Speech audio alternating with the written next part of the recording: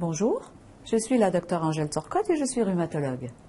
Aujourd'hui, je vais vous parler de l'infliximab pour le traitement de l'arthrite inflammatoire. Vous pouvez vous rendre sur notre site web à l'adresse www.rhuminfo.com et imprimer un de nos picto-feuillets sur l'infliximab pour le consulter pendant que vous regardez cette vidéo. L'infliximab porte aussi le nom de Remicade. On administre l'infliximab en perfusion intraveineuse toutes les 6 à 8 semaines. Ces perfusions sont administrées par une infirmière spécialisée dans un centre de perfusion. Certaines personnes se sentent rapidement mieux après le début de l'infliximab, mais il faut parfois un peu plus de temps.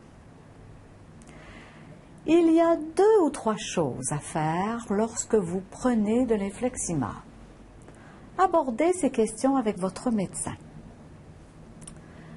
Tout d'abord, l'infliximab peut réduire légèrement votre résistance aux infections.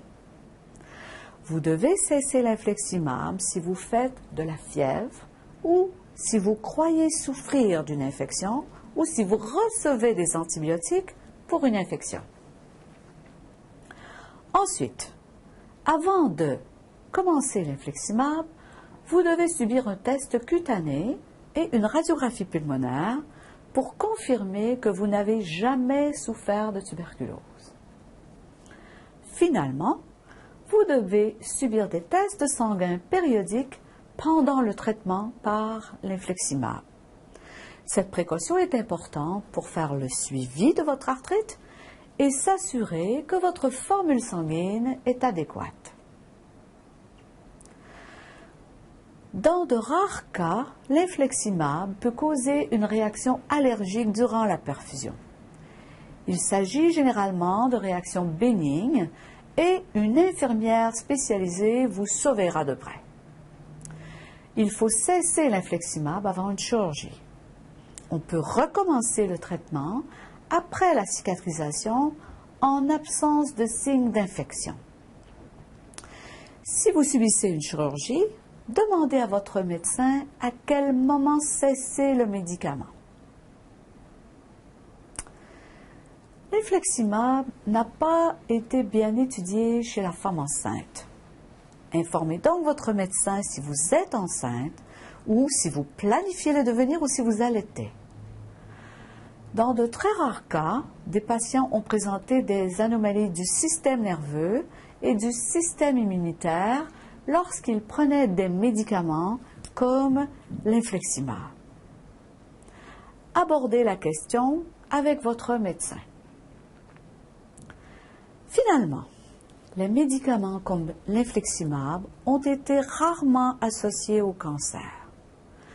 Informez votre médecin si vous avez déjà souffert d'un cancer. Si vous prenez l'infliximab, appelez votre médecin si vous vous sentez mal et que vous voulez cesser ou si vous craignez des effets secondaires. Dans le cas de l'infliximab, il y a d'autres raisons spécifiques d'appeler votre médecin. Si vous faites de la fièvre ou croyez souffrir d'une infection, si vous prévoyez une chirurgie, si vous êtes enceinte ou planifiez le devenir, si vous prévoyez recevoir des vaccins, quels qu'ils soient, ou si vous présentez des rougeurs cutanées. J'espère que vous aurez trouvé cette vidéo utile.